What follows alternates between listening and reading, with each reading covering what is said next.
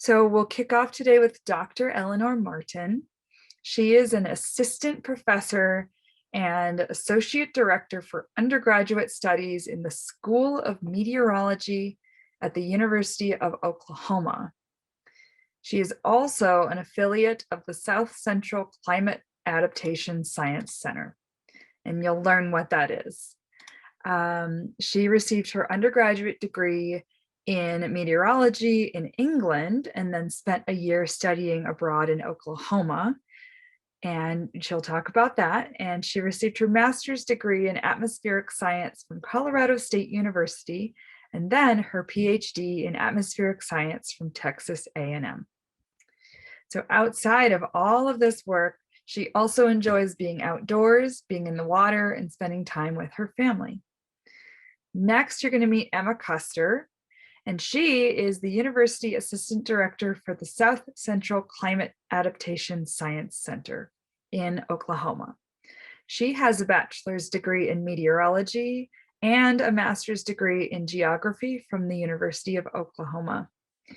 And her role as assistant director includes building a bridge between decision makers, researchers, and stakeholders working on climate adaptation, leading climate workshops, and participating in outreach activities for students like you.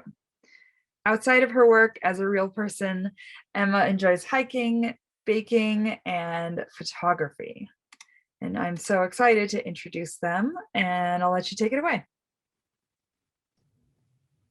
Okay, thank you so much. So my name's Elinor, as we just heard, and I'm going to start us off today. So I'll also say Emma and I are both in Norman, Oklahoma.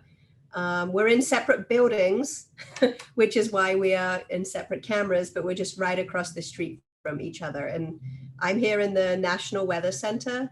So we heard that my degree is in meteorology, and I work in the School of Meteorology, which is not the study of meteors. It's the study of the atmosphere and of weather. So I work in this area of climate. And we're going to talk a little bit today about some kind of the impacts of climate change globally. And we're going to work down to the local scale of impacts in California before talking about some of the ways that we can make a difference and have some hope moving forward. So I know you've been learning about climate change the past few weeks, so I'm pretty sure you all care, but in case you don't, we know the climate is changing, and we'll talk about some evidence for that. And the impacts are already happening. We're seeing them today and every day. But each of us can make a difference. We can make a difference from our individual actions, and we can make a difference collectively by learning and speaking up and using our voices to make change. And it's really important that we understand these impacts and help slow down the change so that we can adapt. And we'll talk more about that idea of adaptation in a little while, and Emma will focus on that a little bit more than me. So how do we know things are changing? I said they're changing, so let's have a look at it. So I know you've been learning about the greenhouse effect. So you've probably learned about carbon dioxide, which is a greenhouse gas. So it keeps heat trapped in our atmosphere, so it makes it warmer. So we've known that carbon dioxide has been changing mainly from these observations of carbon dioxide, which is CO2, that were taken in Hawaii. So this is a graph of time. So on the bottom, we can see year.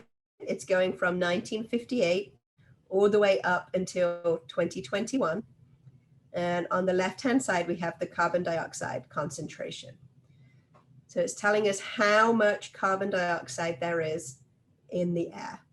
So it's starting down here at about 300 parts per million in around 1960, and it's gone up and up and up and up. And as of June 1st, it was 417 parts per million. So it's increased by about 100 parts per million over the past 70 or so years. And you can even look back, find the year that you were born and see what the value was and how much carbon dioxide has changed since you've been alive. Now, because I'm old, I have to go way back to this part of the graph to see how much it's changed since I was born. So it was about 340 parts per million then, and it's changed so much over my lifetime. So you're living in a time where no humans have ever seen this number before. We're the first humans to ever see carbon dioxide being this high in the atmosphere. And we know that because we can go even further back than the 1960s. We can actually look at images like this. So this is similar in that it's showing carbon dioxide concentrations, but instead of just looking at the last 70 years, this is going back 800,000 years into the past. So this graph is backwards from ones we're used to looking at. Where it says 0 and where we see this big star, that's today. And then as we go to the left, we're going back in time. So we're going back 100,000 years, 200,000 years, and all the way back.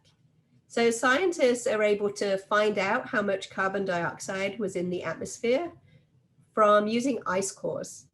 So that means drilling down into the ice in Antarctica, and you take out this ice and it traps little bits of air in it.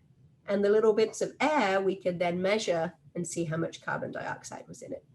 So over the past 800,000 years, we've seen carbon dioxide go kind of up and down.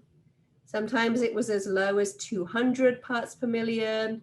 Sometimes it was as high as 290 parts per million, but it's gone up and down and up and down. And then we get to today, it's way above 400.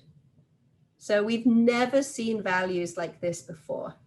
We know that carbon dioxide changes, but humans have made it change more than we've seen in the past 800,000 years or more, which really shows just how unique and unusual and potentially scary this might seem.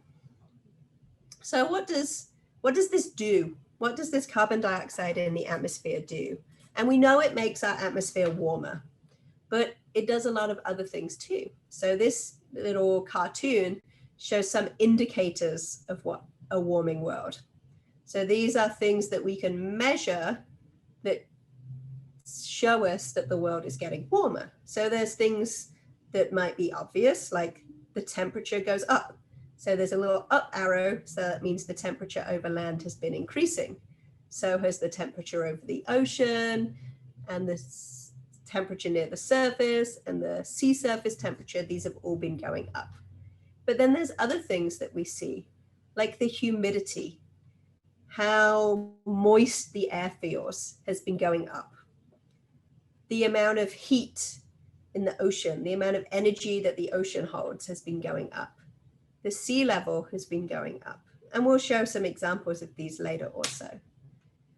We've then seen some other things. So these aren't temperature related, but the tree line has been shifting. So if you've ever seen the mountains, or if you've looked at pictures of mountains, you get to a point on the mountain where the trees can't grow anymore. But what we've seen is that that line where the trees can't grow anymore has been getting higher up the mountain. We've also seen some species, so different types of animals and plants have been moving towards the poles, and they've been moving upwards to get away from those warm temperatures. And then we think about snow and ice and how these warmer temperatures have been melting snow and ice. So glaciers, the amount and the size of them have been going down, the amount of snow cover, sea ice, and ice sheets have all been changing.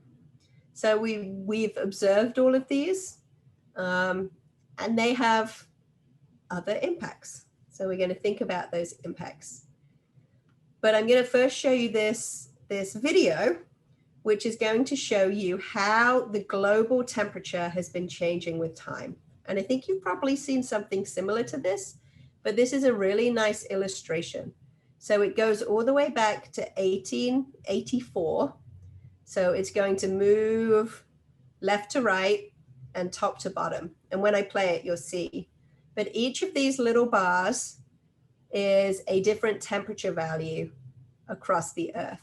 So when you see lines in the blue that are below, that means it was colder than normal. And when you see red bars above, that means it was warmer than normal. So when I press play, we'll see it kind of scroll along with time.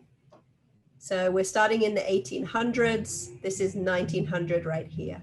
So you can see some years were warmer, some years were colder, and it's kind of varying up and down. I just joined.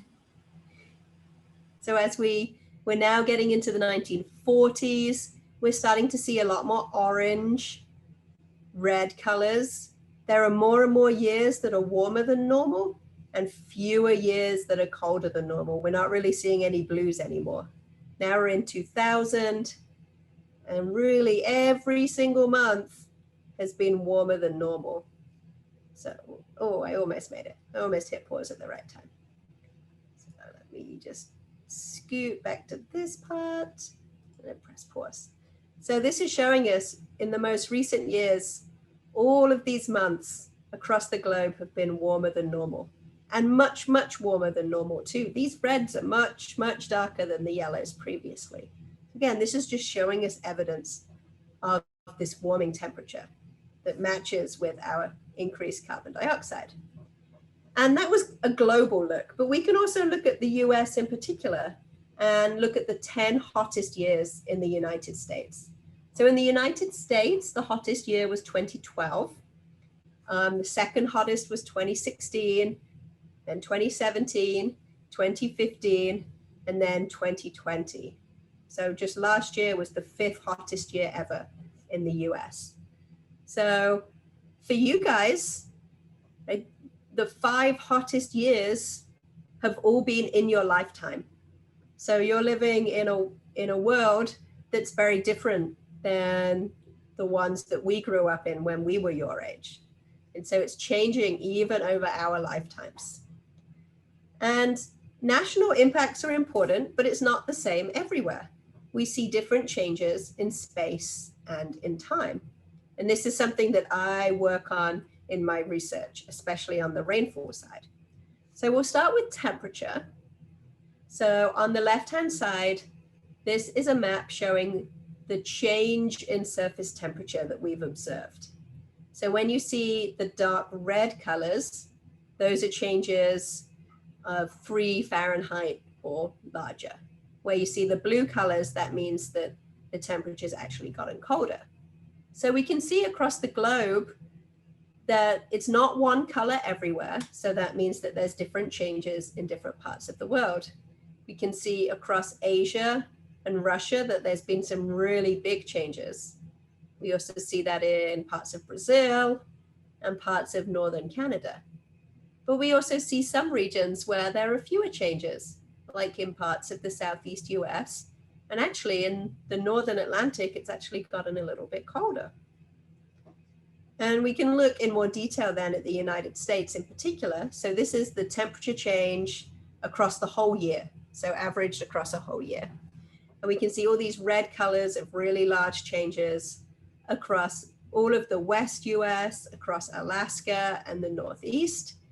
But then we see this slightly different pattern in the Southeast, where temperatures have actually cooled a little bit or not warmed as much. And we're here right in the middle of Oklahoma. So right where I'm putting my cursor, that's where Emma and I are right now. And we're right in this boundary between the western half of Oklahoma getting warmer and the eastern half getting colder.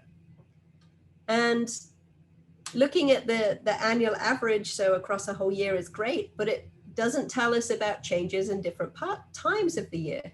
So actually, when we look only at winter, it's been getting warmer even more quickly across a lot of the US. And when we look at summer, we see this really big divide. The West has gotten much warmer in summer, and a lot of the Eastern US has actually gotten a little bit cooler in the summer.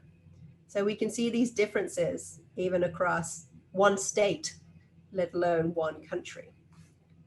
You can then think about precipitation. So precipitation is kind of the scientific word for rain and snow and sleet and hail and all of those things combined together. So this is showing us how much precipitation has changed over time. And when you see the green colors, that means it's gotten wetter. So we've seen it get wetter. So across a lot of the US, across the entire year, we do see it's gotten wetter, especially through the middle of the US. In Oklahoma, it's gotten much wetter. But in parts of the West and the Southwest, it's gotten drier. We've observed it getting drier. But we see really different changes between winter and spring in rainfall. So the winter has gotten much drier across the West, and it's gotten much wetter in parts of Texas. And in spring, we see it's been a lot drier across the Southwest and a lot wetter across the North. So that's something that I'm really interested in. And this is something that I work on, is that timing of when the rain comes. How is that changing? And on the right-hand side, this is showing how sea level has been changing. So whenever you see an up arrow, it means the sea level has increased. And the red colors mean that's the biggest change in sea level. So when we look in the Gulf of Mexico, around Louisiana, we've seen really big changes in sea level. But across the entire kind of lower 48 states, across California, we've seen the sea level increasing. But in parts of the North, Canada and Alaska, actually sea level has been going down. But that does actually match with what we've been seeing. So we've kind of seen what's already happening very briefly, but what else do we expect to see moving forward? So I'm going to start with sea level rise, seeing as we just talked about what we've seen in the past. So if we look at this image on the right-hand side first, this is a graph of time on the bottom, so 1850 all the way up through the future. And this is how sea level has changed at the Golden Gate Bridge in San Francisco. So this is change in inches. So if we go back to 1850 up till today, the sea level has actually changed about 10 inches at the Golden Gate Bridge. And then these bars at 2030, 2050, and 2100 are our models, our estimates of how much more sea level is going to change in the future. So by 2050, so in about 30 years, it's almost going to be another 10 inches higher than it is today. So we've seen it changing, and it's going to continue to go up. And on the left-hand side, this is a satellite image, so a picture from space of the Bay Area. So hopefully this is familiar, and this is where you guys are at your school or at your home. And the gray is showing kind of the land surface. And where you see these colors, this is showing where water may be in the future if you have 1 meter of sea level rise and then you have a big storm come. So a big rain event or a big wind event that can come and really start to flood those low-lying areas. So if you like to visit any of these places along the bay, or you live nearer to the water, or you have family or places you like to visit, or sports you like to do near there, then it could be underwater sometimes. So we have to kind of adapt and take measures to stop those areas flooding. We can also then think about wildfires. So this is really important in California. So this is showing, again, this is time. So this is 1985 through to 2015. And it's showing how many millions of acres have been burned by wildfires. So what area has been burned? And it's been going up and up and up and up over time. And it's continued to do so, even though this only ends in 2015. But what scientists have been able to do is to look at how much of those wildfires wouldn't have happened if climate change wasn't happening.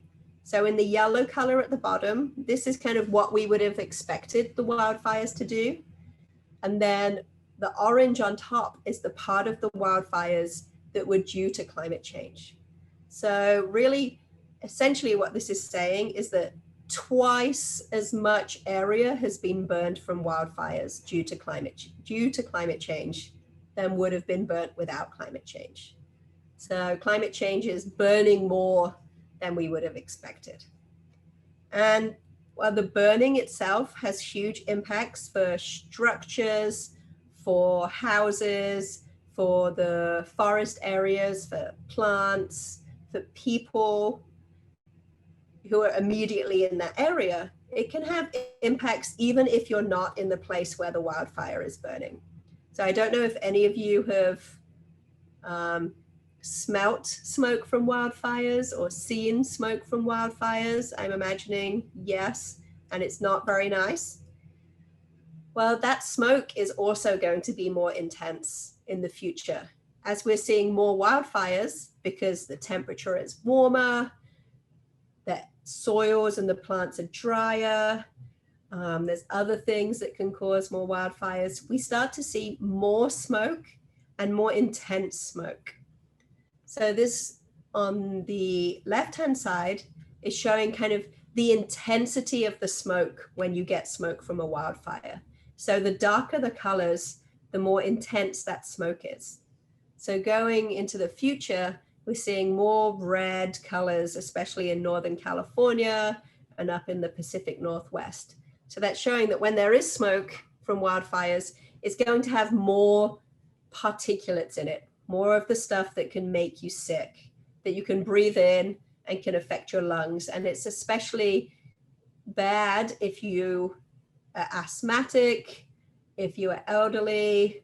And I know a lot of you are wearing masks right now. We've all gotten used to wearing masks over the past year, and that can certainly help with preventing you breathing some of that in, but it's not going to do everything, right? Plus, what about your cats and dogs? They can't wear masks and they're still going to breathe in some of this smoke. So this is another thing that we have to think about and make plans for how we can alleviate it. And this is going to be my last slide, and I'll let Emma talk a little bit about some of the impacts of heat. So heat is really a big issue, as you might expect. So on the left, this is showing how many more days a year we're going to get days that are above 90 degrees Fahrenheit. So if you're like me, you think 90 degrees Fahrenheit is hot. And I don't want to have lots more 90-degree days. But we can see here in parts of California, we're seeing maybe 30 more days every year that are above 90 degrees Fahrenheit. And on the right-hand side, this is showing kind of what those hot temperatures do to a playground. So if you ever go to a playground, I have a 3-year-old, so we go to playgrounds a lot. This is using a special camera that instead of taking a picture of what we can see, it tells us how hot things are. So, this first one is pointed at a slide. So there's 2 slides here, and you can kind of see that outline. And where you see these red colors and these orange colors, that's a temperature of about 160 to 180 Fahrenheit. So if you've ever touched something metal that's been in the outside and it's really hot, that's what we're seeing. So when it starts to get hot outside, places like playgrounds get incredibly, incredibly hot. And these are some metal stairs at a playground that we can see are really hot too. But in the black background here, we can see these blue and green colors. And that's a much cooler temperature. That's around 90 to 100 Fahrenheit. So it's still hot, not as hot. And that's because this part of the playground has a cover over it. It has a shade sail so that it's alleviating some of that heat and giving people a place to play and a place to be outside, but they're not in this 180 degree touching that kind of material. So this is something as communities start to build more playgrounds or outside spaces that you can ask them to do. Make sure we've got shade sails everywhere so that we can be safe from that heat. So I will click over to this slide and mute myself so Emma can take over.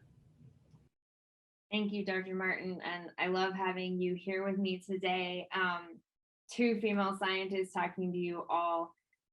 So as they mentioned, my name is Emma, and I just wanted to take a quick moment to hit on something that was in my bio about outreach to students like yourselves and why I love it so much. Because I mean, at one point I was in your shoes and I was a kid and I was really, really interested in math, really, really interested in science. And as a female, I was often told that that was not really the place that I should be going into. But I was like, you know what? I'm going to ignore you because I love it. And it was because of people like Dr. Martin who came and talked to me at your age that I pursued it and I kept going. And so I want to give back to you all as well and get you excited and energetic and enthusiastic about math and science and engineering, technology and the arts and anything really, because doing something is what we all have to work on. You know, we all have to do this together to overcome and adapt to the challenges brought on by climate change. And we've used the word adapt a couple of times. I just want to talk a little bit about that, which is we're trying to, so climate change is a challenge, right? We have heard from Dr. Martin some not so pleasant sounding things, right? It's hot outside, it's getting hotter, it's getting drier. The playground equipment is because like it might burn you if you're not careful. It's not fun, but we can, as a community, as a nation, come together and adapt to overcome these challenges together. And it takes all of us, all of our voices, yours included, to make that happen. And that's why I'm so passionate about this, because I want to see you all go on and do great things now and into the future. You don't have to wait to be an adult to make an impact in this. You can do that now. And we're going to talk about that in a few slides. But I do have a few more kind of not so fun slides to talk a little bit about as we wrap up the climate impact section. So how many of you all like sports? Just in general, raise your hands. We're going to get a little interactive. Raise them high if you like sports. There you go. There you go. So yeah, I like sports to a point, but I also don't like heat. And as you'll see in the graphic here, unfortunately, the football season is getting warmer. It has gotten warmer since 1970, which is what this graph shows. And it's on the trend to keep getting warmer. But we can adapt to these kinds of things. Maybe that means more indoor stadiums. Maybe it means changing football times to earlier in the day when it's not so hot.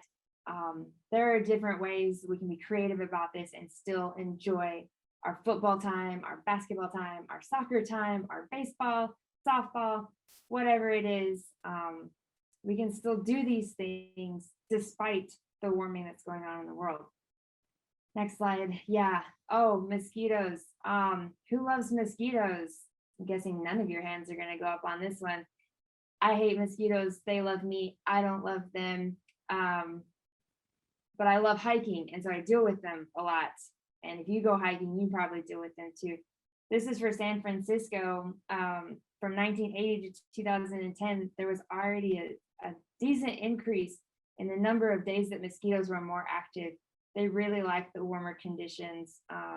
And so we're going to have to figure out, how do we adapt to that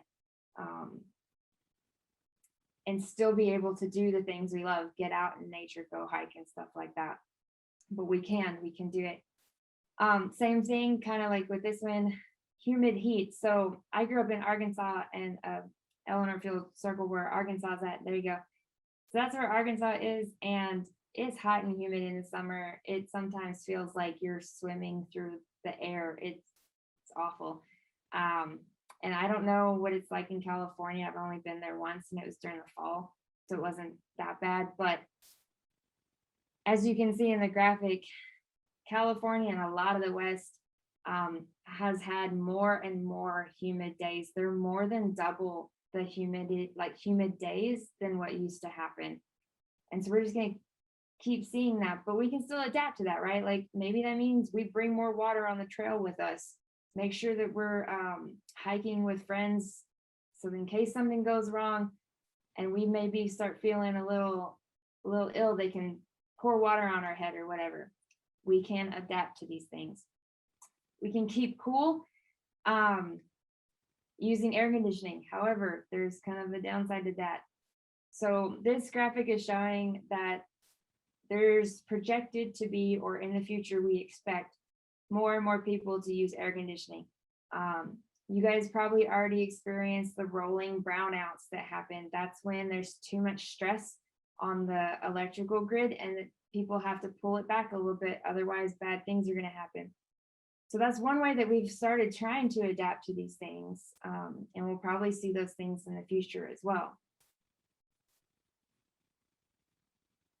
And I also really want to talk quickly about vulnerable populations. So these are groups of people who maybe don't have as many resources to tackle climate change, or maybe they're a little bit more isolated, or the buildings or the road network isn't as great. There's a lot of different things that can create more vulnerability or more risk to climate change. So these are just 4 examples they have here: is communities of color, older adults like grandparents, children like yourselves. You're actually more at risk for like heat related illnesses than adults are, and then low income communities. But what's really important is that when we're talking about adaptation, that all of these voices, again, yours included, are brought to the table, and we want to make sure that you all feel like your voice is being heard when we're having these conversations about where to build playgrounds, or making sure that you guys feel safe when you're out playing soccer in, I don't actually know what season soccer is, fall, spring, I don't know, you guys know, but whatever season it is. I was a band geek, so soccer was not my thing. But checking in on your grandparents, making sure that they're doing okay. Call them. They love to hear from you anyway, so might as well be like, hey, grandma, you doing okay over there? Just wanted to call and check on you. And take them water, whatever. Just communication can actually save lives. They want to just, people in general want to feel connected to each other. And so we just got to make sure that we're all feeling connected, tackling this together. So yeah, power of hopeful messaging. This is really where I want to talk about what you all can do now to start making a difference. Well, okay, before I get to that point, I want to talk a little bit about urban design. So California there's a lot of urban places, a lot of high density places where buildings are tight together. There's a lot of concrete. I don't know if you've heard of the urban heat island, but urban centers typically can get hotter than like the surrounding areas where there's more space, more open space like forest or grasslands. And that's just because all of that concrete, all those buildings, they're trapping heat. And so it gets really hot. But there's ways to design cities that can make that less of a problem and adapt to any heat that we may be experiencing. That may include green roofs, like putting a garden on a roof. There's a group here doing that at the Weather Center, or was doing it. I'm not sure if it's still active, but they're trying. It may mean solar panels on the roofs or somewhere to try to save space. Green spaces are super important. Parks, city parks, places that you can go to just get a little bit of cool down things going on. So that's just a couple of ideas for urban design. And you guys can look a little bit more at that later. But I also want to talk a little bit about power of trees. So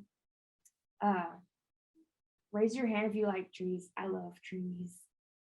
Yeah, there's a lot of tree lovers. So trees are super important. They love carbon dioxide. We breathe out carbon dioxide, but they actually take in carbon dioxide. It makes them grow really big and strong. So when we plant trees, we're actually helping to take the carbon dioxide that Dr. Martin talked about in the atmosphere out of the atmosphere and store it somewhere else. So that's one way. And then we can also, next slide, on the soil as well can take in carbon dioxide. And so this is talking a little bit about farming here, like growing a cover crop or reducing tilling. But there's also, you can, and I heard earlier that compost collection happens in your area anyway. So that's awesome. Composting is really great because you're creating soil, and that's taking in some of that carbon dioxide, and then you can use that soil for your gardens. It's a super great and very sustainable practice. We're doing that in our own backyard, trying to do composting with our food scraps. It's pretty awesome. Okay, now things that you can do right now to make a difference. Simple things, right? Turning off the light when you leave a room, closing doors so that the heat or the AC, depending upon what season, doesn't escape, it stays in that room. Take short showers. This is really hard for me. I love water and I love being able to like relax in the shower, but it's important not to take very long, like 30-minute showers. Put a timer out there, and once that timer goes off, the shower's done. Walk or bike if you can, instead of having your parents drive you. Obviously, please do that safely and only go in like bike lanes and stuff. And then turn off your computer when it's not in use. These are all very simple things you can do now just to conserve energy and help make a difference. And then you can also try to convince others, like your parents, your aunts, uncles, cousins, grandparents, to conserve energy as well. And there's a couple of tips in here to help you get that conversation started, like replacing some of your incandescent lights with fluorescent lights, the LEDs. Save energy and money, and that will help your parents, I'm sure. Ask your parents not to leave the car running when they're trying to pick you up from school and they're waiting on you to come out and you're talking to your best friend. Just say, hey, mom, turn off the car. I'll be there in a minute. That's totally cool. Also, have them carpool. Say you want to ride to school with your best friends. Let's get in a carpool. Less cars going on the road is great. Reduce, reuse, and recycle. I'm sure you've heard that probably many times throughout your life, but it's super important. This saves so much energy. Reducing your plastic use, getting water bottles or reusable bags for grocery shopping, all those really great things. Recycling when you do use them. And then a couple of other things that you guys can do as well. And then get engaged at your school. So you might want to talk to your teachers about starting a community garden or a solar power project for your school or community. There's a school here in Norman, Oklahoma that's been doing a solar power to get it in for their school to save money, but also they want to do an outdoor classroom with it. I would love to connect anyone who wants to know more about that. I also heard that your school is LEED certified, which is super amazing. That means your building is already like pretty conserving energy and really great for the environment. So that is amazing. You might want to start a new club if there's not one already to talk about green energy or climate change outside the classroom. Continue your learning outside of the classroom. And then call on your city and local governments to create strong policies to fight climate change and reduce impacts for you all at your age and into the future. And just make sure you have your parents with you on that. And as I mentioned, keep learning. So I am like what feels like a student for life. I just love to learn, and I'm still learning to this day, even though I'm not in school. I'm definitely still learning about climate change, so that I can be a responsible citizen, and then you all keep learning so you go will be responsible citizens as well. And then some of you may be more science and engineering focused, and that's awesome. You're going to be helping like create new technologies and cut emissions or pull greenhouse gases out of the atmosphere. Some of you may be more artistic minded, and that is amazing too. We definitely need your creativity. I'm not a super creative person, so I rely heavily on my creative friends to get those creative juices and talents going, to bring awareness to climate change through songs or art, or other means like that. It's a great time. And then lastly, I just want to finish with climate careers, and just getting you all to know that you don't have to become a climate scientist to do climate work. Climate impacts literally everything. So whatever you choose to do in your life, you will find that climate connection. You may want to be a city or community planner, and we talked a little bit about urban design, and the importance of that. You may want to become like a science communicator, talking to people about why it's important to care about climate change and what they can do. Or biologist, ecologist, you may want to be an educator and teach the younger generation about science. Policymaker, so many more options. Again, really anything that you want to do, climate is going to impact it somehow. So this is awesome just to see you all here, and I just want to thank you for listening. And we do have some climate change videos that we're going to share with you teachers, so you can look at those later. They're pretty awesome. Dr. Martin and I feature in a few of those, so we hope that you'll watch those, and we just thank you for your time.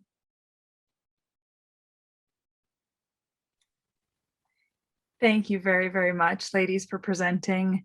And now, students, we're going to give some time for questions. Remember that these ladies became scientists by asking important questions and trying to solve more questions, which led them to future research. And no questions are silly or useless. So please feel free to raise your hand, or you can just unmute yourself and jump right in. Alexander, go ahead.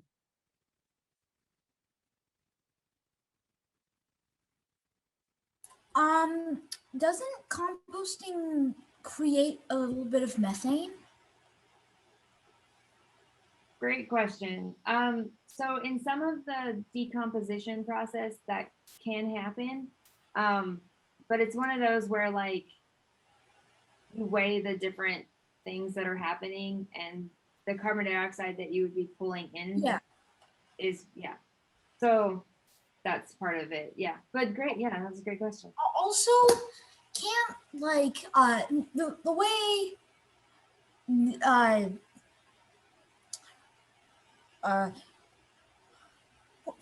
what's that thing called? The cooling thing. What's it called? For Air conditioning? The thing that we use to cool homes. Air conditioner. Air conditioning. Doesn't that like it separates the heat from the cold air and then puts it out on the street? So then doesn't that kind of cause like a feedback loop where people who use that it creates a hotter city, and then people start keep using more and more of the air conditioning? Yeah. Alexander, you're totally on to this. Elinor, do you want to jump into? Yeah, I mean that's a problem, right? So this is to do with physics. We can't just destroy energy. If we cool something down, that heat has to go somewhere. And so air conditioning is not the solution to climate change. Yeah. It can, for a person, it can help you cool down, but it has other problems because it uses so much energy and it doesn't remove the heat, it just moves it somewhere else. So while air conditioning isn't going to stop climate change, it's a personal adaptation choice. And it's one that's very much part of our community, right? In Europe and the US, Australia, where we have access to air conditioning. Most of the world doesn't have access to air conditioning. So it's not an adaptation measure that's even helpful for a lot of the world. That's why we want to try and slow it down so that we don't need to do as much air conditioning. But Alexander, I really appreciated your questions because they hit on a point that a lot of people don't talk about, which is some of the things that we do to address climate change may just move the problem somewhere else. And so then we have to adapt to that problem somewhere else. And so this is part of the reason why having many different voices from many different communities talking about this together is so important, so that we make sure that we're not just trying to solve one problem, but creating a problem somewhere else. Lily, do you have a question? Go ahead. Oh no, I forgot to put it down. Yeah, we were talking about the tree thing.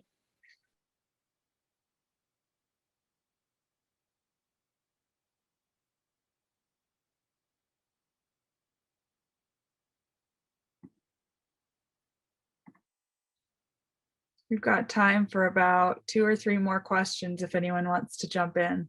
And you can ask them about their lives as well, or their education, or other areas of science they've studied, anything you like.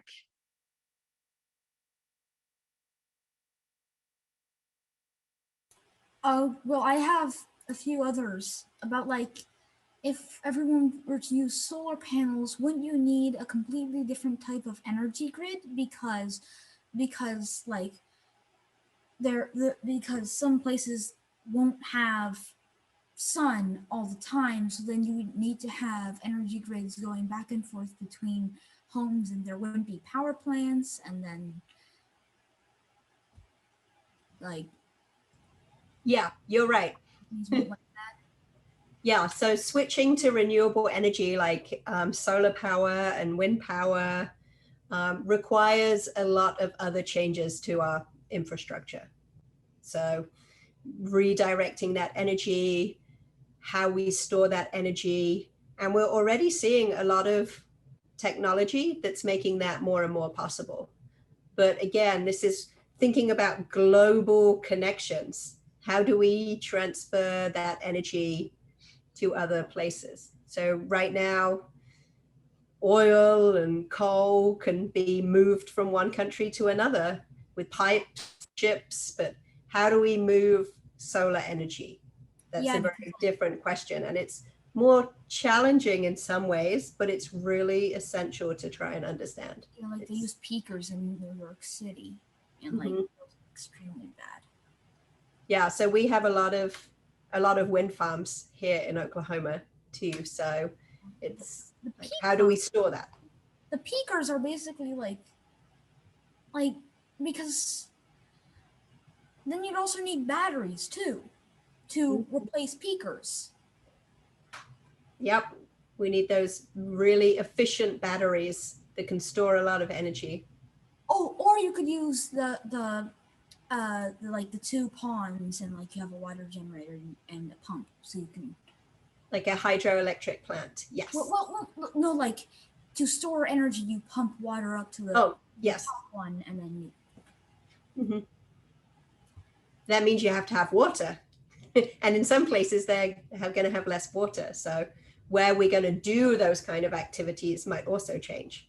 So that's why it's important to understand how all these things are connected to each other. Thank you so much, Alexander, for jumping in and sharing. That was awesome. Ava, I saw your hand up. Did you still have a question? No, sorry, that was from before. Okay, Lily, do you have a question now? Yeah, are there like other ways, like are there other machines that we could use instead of air conditioning that can, be better than, well, air conditioning? Like, because air conditioning, like Alexander said, like it affects the earth in a not very good way. So are there other machines that we can use instead? That's a great question. I do not know of any technology that's currently existing that can cool the air without using as much energy as air conditioning does. I have an idea for that though. You could Okay, great. a bunch of insulation to keep cooling in, but then there's also the other problem about you need to like dishwashers, they put in chemicals into there, so then you also need to find a way to keep heat to keep cool to keep the lower temperature inside while also circulating air with the outside. What if we Yeah. just made solar fans? Like fans like that you could use outside the sun. Like, what if we try making bigger versions of that? The solar fans? Like the ones with little solar panels on them and the like, little fans that are charged by the sun? No, what I'm saying is that you would have insulation in your walls, because insulation kind of works both ways. It just so at night, I guess you could like vent in cool air from the night, and Oh, then I see what you're saying. so then Oh, now I can. you would need some kind of way, but then cycling air from between day to day would be especially important, because if you're trapping So in you're saying like a way to like at night to keep the cold air from the night trapped inside your home to use that later in the day. yeah, but then maybe you should also have insulation between like your bedrooms so that you don't get too cold and then you have to use a heater. Yeah, I think you guys need to work on this. This can be your class project. You can invent this new solar powered heating and cooling system because it sounds awesome.